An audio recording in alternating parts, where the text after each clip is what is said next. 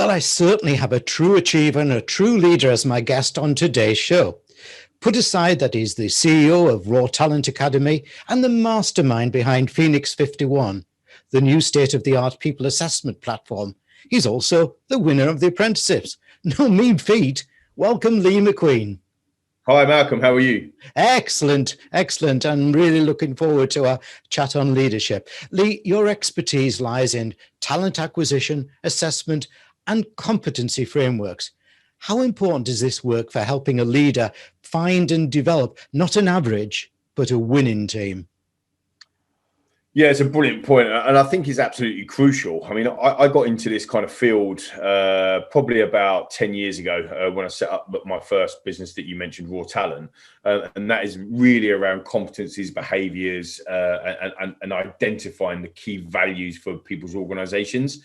And I think that actually, as a leader, when you can understand your people, because let's be honest, people are probably the biggest asset that we have in any business, but they're also fascinating. We are fascinating, aren't we, people? And when you can understand the people that you've got working for you, the team that you've got working for you, and you understand the dynamic isn't about one individual, it's about the team, that's where it can really start to benefit how you lead and that leadership of the side of things.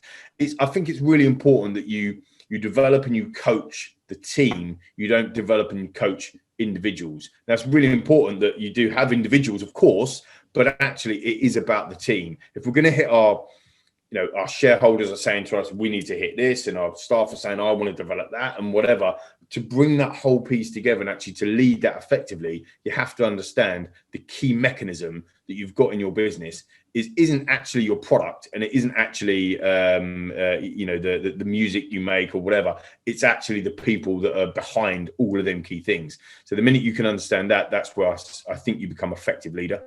Excellent. I'm totally with you there. Be passionate about people. Tell us about Phoenix 51, what it does, how it does it, who it does it for. Yeah, so Phoenix 51 is a powerful employee technology that is essentially set up to help organizations around the world assess and interview their people around key behaviors and competencies. So understanding what is it fundamentally that you need in your business, not what person, but what is it you need? You need this type of behavior, you need that type of behavior, you want people with these types of values, and then actually start to digitalize what they look like and map them out against all of your people that you're bringing in. So Phoenix 51 digitalizes that people assessment process and essentially wraps around digital frameworks around your key behaviors and competencies within your business. I want to chat to you now about Raw Talent Academy. This year, I will have interviewed nearly 100 CEOs and thought leaders just in the USA alone. And my impression is that talent is more respected there and nurtured than in the UK, where we seem to be more focused in succession planning by rote than ability. Am I right, or are things changing? Yes, it's a really good observation, actually, Malcolm. I think that one of the key things when we started Raw Talent back nine and a bit years ago was an education piece, certainly in the UK. So we were finding ourselves going into organisations and almost educating them on why they should not necessarily use our service, but use a service that actually grew your own talent. And I think it's really important that businesses start to realize and understand that you can always bring people in at the top level, whatever, but that is hindering your growth, your organic growth. Bringing people through from the bottom up at entry level, building a early careers program is fundamental to how they're going to sustain their business over the next kind of 5, 6, 10 years or so. And actually, there's a lot of businesses that when we first set up didn't really embrace that vision. And I think that probably goes towards your point of, let's just look at the numbers and let's just do session plan on that side. But I do think it's changed. And I do think that, certainly now over the last kind of 3-4 years or 2-3 years, you've started to see businesses in Britain or in the UK that have started to really build on that kind of that early careers, that mission, if you like, of bringing people through. If I may, I'll use a football, a soccer analogy if I can, because I think it sums it up brilliantly. I'm a Tottenham Hotspur fan, and the best number 9 in the world, best striker in the world, in my opinion, is Harry Kane. And Harry Kane came through the academy at Tottenham Hotspur. He signed for the club when he was 7. He knows everything about the football club. He's a fan. He knows how we operate with, the desire, the determination, that if you like, the soft skills of an individual that's come through an academy, knows the business, it runs through their veins, has to give better value than somebody who has just been hired, like 6 months ago. And actually, when you put all of the strikers that Tottenham Hotspur have signed in the last 20 years, Harry Kane by far is the best, and he was the only one that came through the academy. And I've got clients that back that up. Lots of clients that are well-renowned names across the world that will say to me, "Oh, we did that once, and the best thing, we got Malcolm out of it, and he's our best person." And you think, well, why aren't you doing it again then? This is a fundamental part of your business, building an early careers function, or an academy, if you like, within your business, so that you don't have to go and buy in really high expertise. And a lot of people say to me, I find it really difficult to get a job. I'm 48 years old, I'm 39 years old, I'm 50 years old, whatever, because they've had this career. I'm finding it more difficult to get a job. And I wonder whether or not that's indicative, because actually we're bringing the young, bright things coming through and developing them. And that's no disrespect to, I'm 43, right? So I hit that bracket. So there's no disrespect to that. But actually, from a business perspective, wouldn't it be better to have people in your business that know it inside out and have been on that journey? And I think that's that longevity, that retention, and also that ability to promote within, shows your employer brand. It rockets, it goes sky high. So for me, that's why we set the business up. And that education piece has happened, and I think it is getting better in the UK. But like you say, we're probably still behind the US. By the way, Lee, I'll just keep the north-south divide balanced there and tell you Liverpool Academy, our friend Dave there, who found and discovered people like Steven Gerrard, exactly the same. Exactly the same. It's spot on. And the thing is, just to interact with you there with Steven Gerrard, again, fascination of mine whilst I was setting up Raw Talent, because it was on that premise. Steven Gerrard, again, started Liverpool career as a 7-year-old boy, ran the whole of his career there, winning Champions Leagues and whatever, and all that. Probably the best player they've had in the modern era, and he was a product of their academy. And again, Trent Alexander-Arnold, best right back in the world, in my opinion, plays for Liverpool, come through their academy. So I think the evidence is there.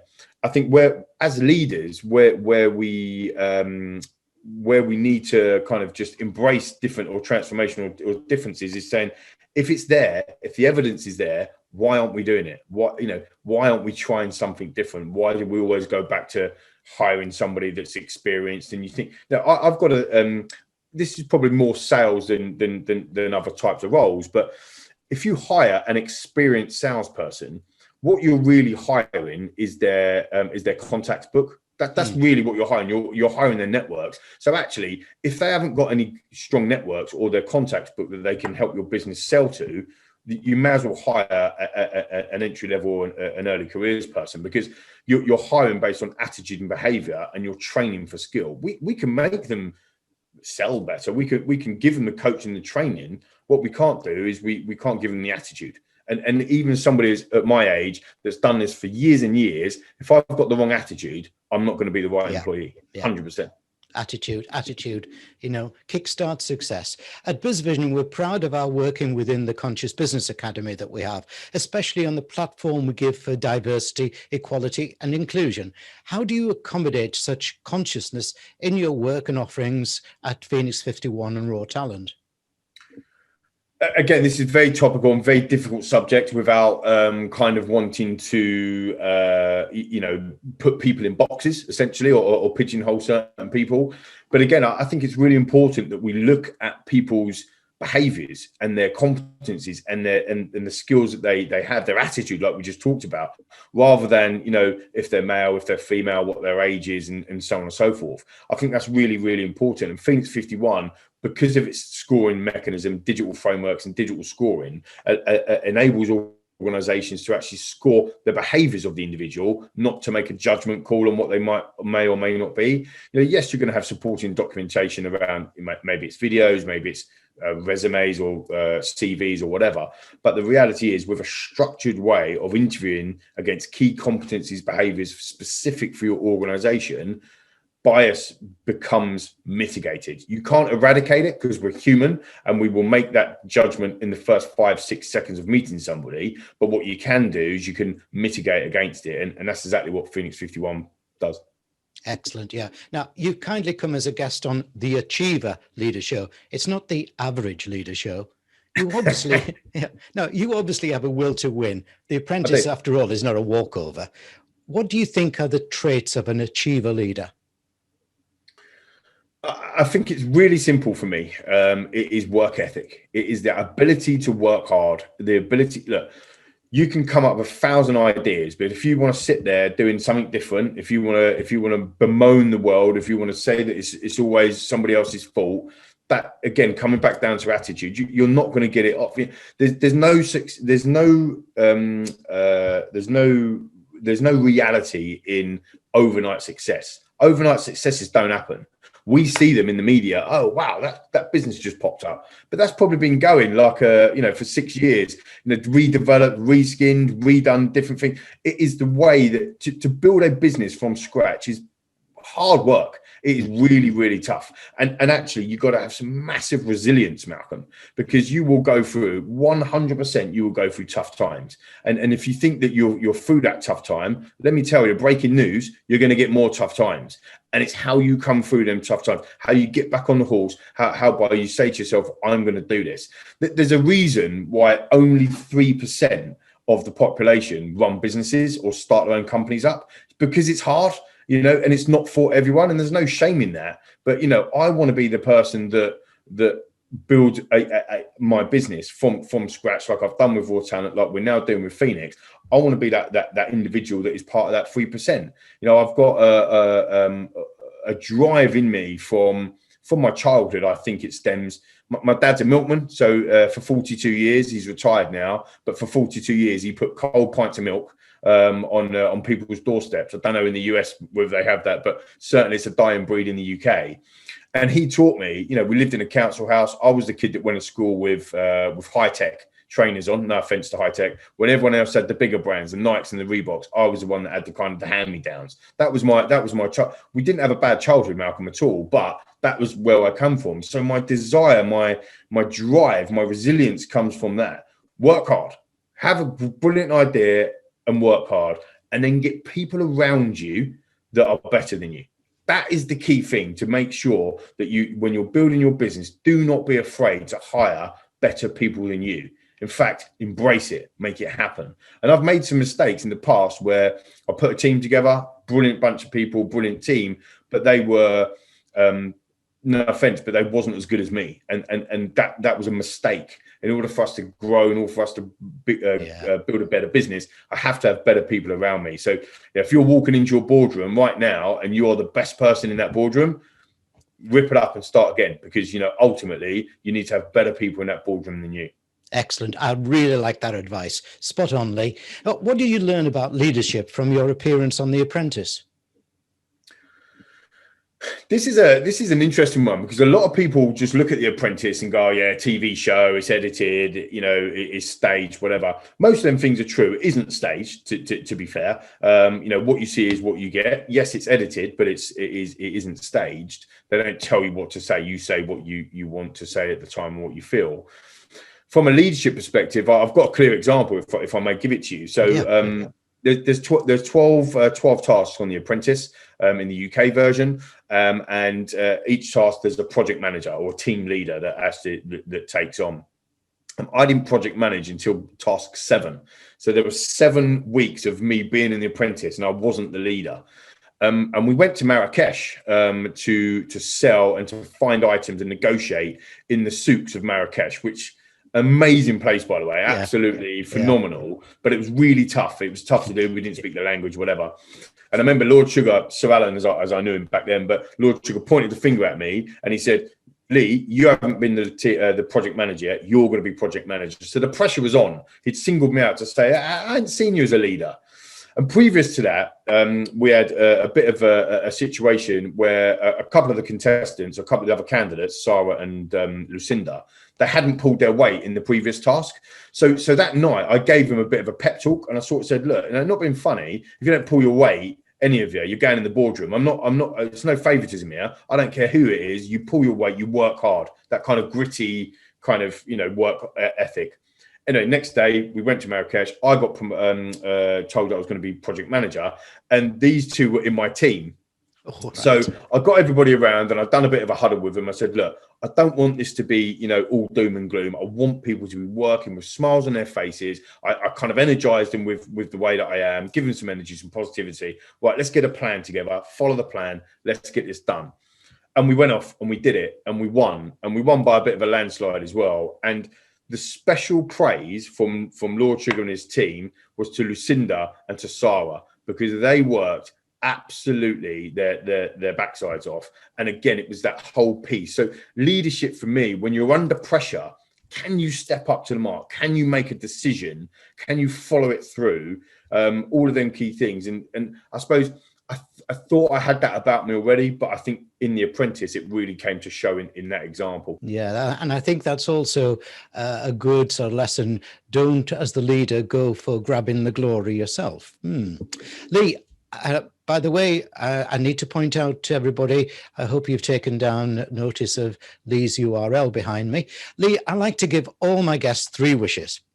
If I was to give you 3 wishes as to how you would like leaders to think about their top team selection to drive the business forward in this post-COVID, post-Brexit era, what would those 3 wishes be? Yeah, good question, Matt. I think for me, it's about the puzzle. Running a business is a big puzzle. Is manufacturing or assembling a team together, and a team of people they're the ones that are actually going to propel you to success. So whatever your shareholders are looking for, or whatever your personal goals is, or if you want to exit your business in 3 years, or whatever your goals and motivations are. The reality is, without having the good people around you, you're not going to get there. Or it's going to be a lot harder for you to get there. Working 18-hour days and doing everything yourself because you haven't got the best people around you, that is a big no-no. You don't want to be doing that. What you want to be doing is focusing on the things that you're really good at.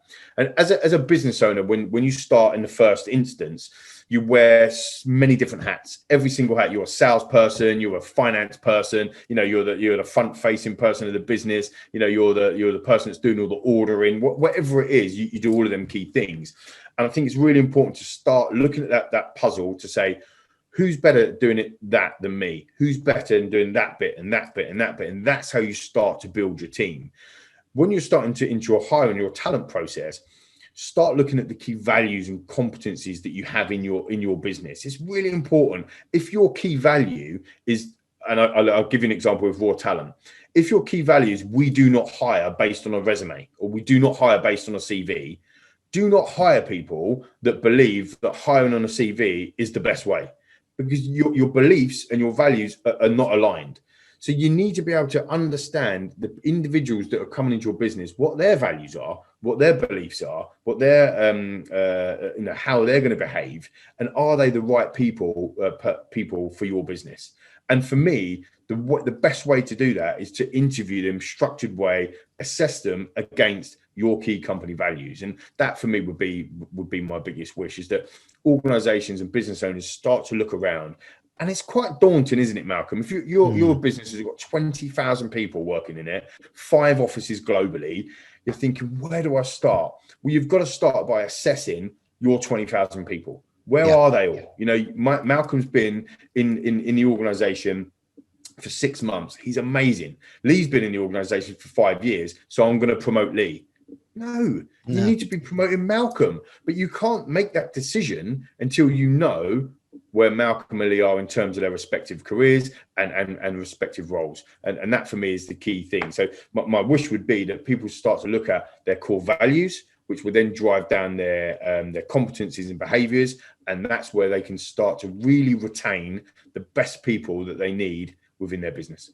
Lee, I love that message on core values.